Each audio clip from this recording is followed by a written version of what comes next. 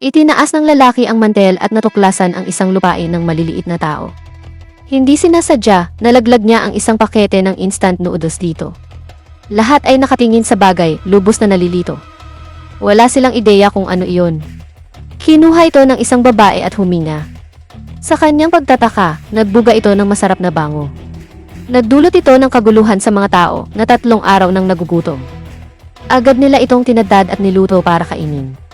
Nakapagtataka, nakita nila itong hindi kapanipaniwala. Hindi kapanipaniwalang masarap.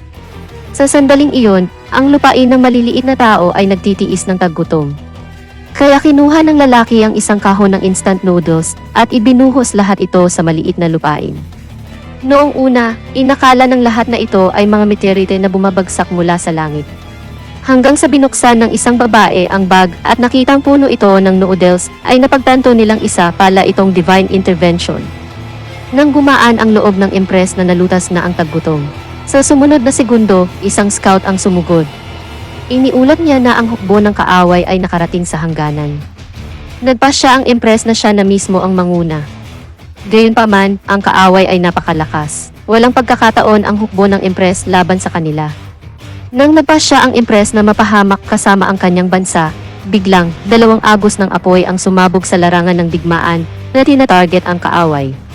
Gumagamit pala ng flamethrower ang lalaki para tulungan ang Empress. Pagkatapos ay naghagis ng paputok ang lalaki. Ang mga tropa ng kaaway ay sumabog at nakakalat sa lahat ng direksyon. Nang makita ito, ang pinuno ng kaaway ay maaari lamang matalo ang isang nagmamadaling pag-atras.